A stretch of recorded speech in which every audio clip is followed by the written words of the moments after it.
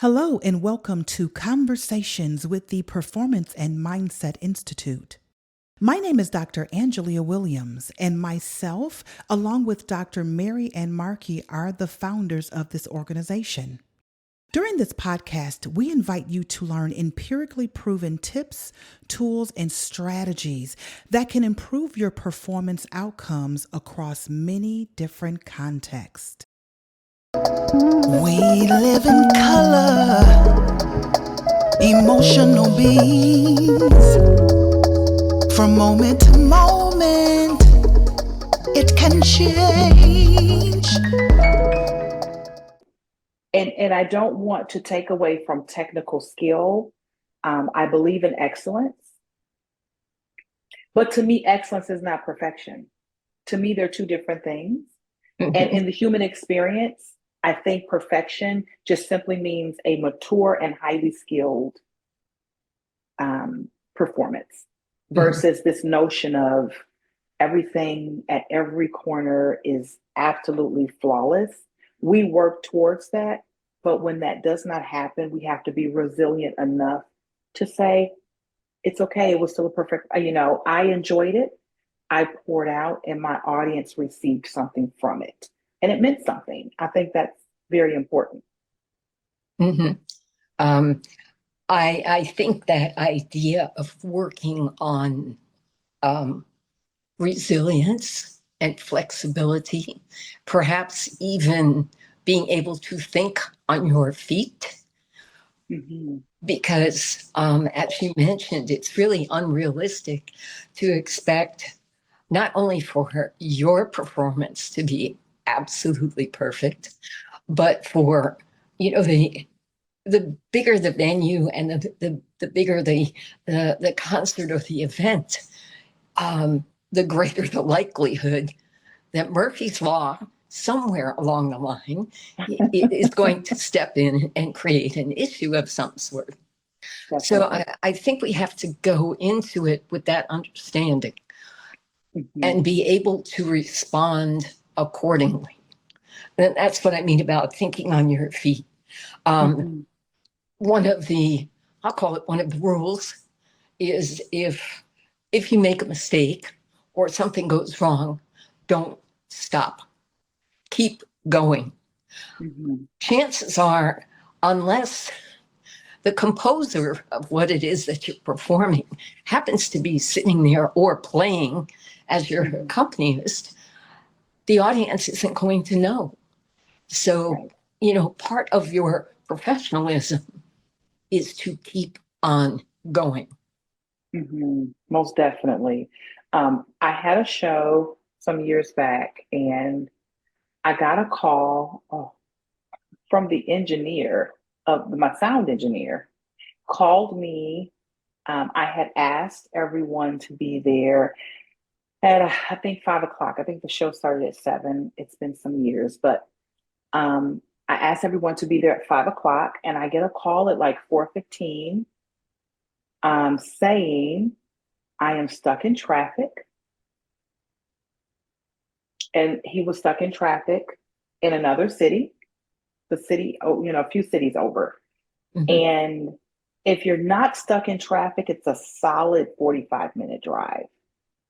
If you're stuck in traffic, forget about it. In Nashville and all the surrounding areas, if you get stuck in traffic, you literally can miss the whole event.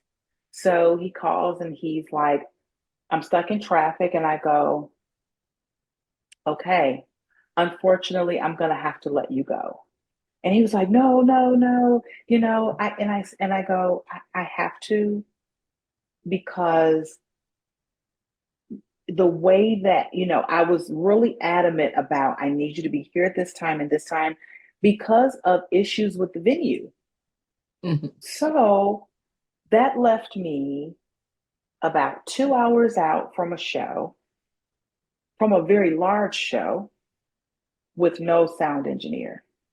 So I literally had to find another sound engineer, and I had like 45 minutes to do it, which I did, but I was freaking out, of course.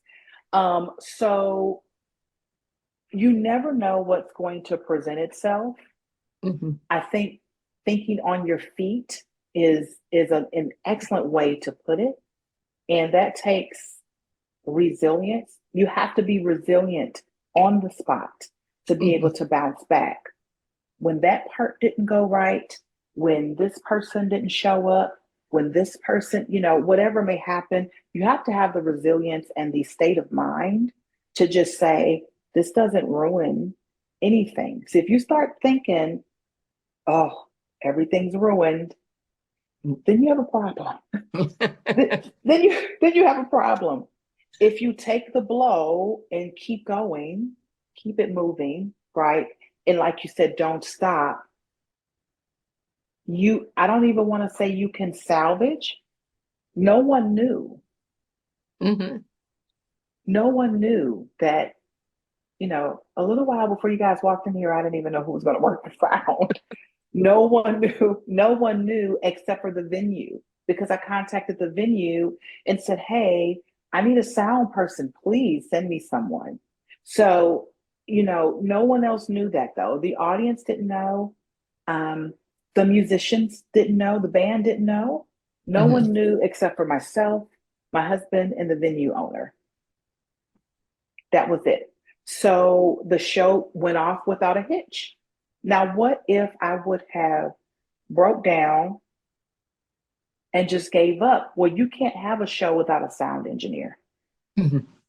It's just not possible.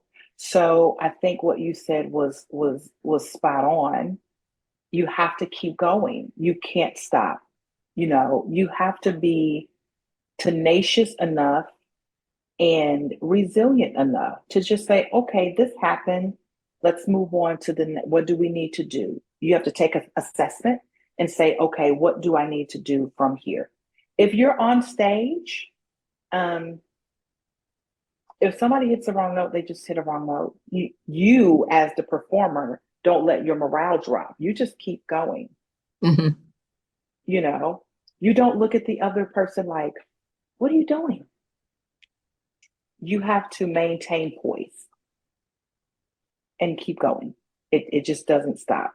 A lot of times what we as performers think the audience seen or heard or is not, the audience has no idea. The audience has no idea, I think that's good. I think part of the key is not to react. So we ourselves become, I'll call it the barometer. Yes. We become the measure. So that means if somebody hits the wrong note and you don't react and you just keep on going, the audience, is going to keep going right along with you. And sometimes that's also part of mindset and emotional management, is keeping control of yourself, even when disastrous, like the piano leg falling off during Rhapsody in Blue. Oh my goodness. Wow. Little things. Yes. Little things are big things. We live in color, emotional beings. From moment to moment, it can change.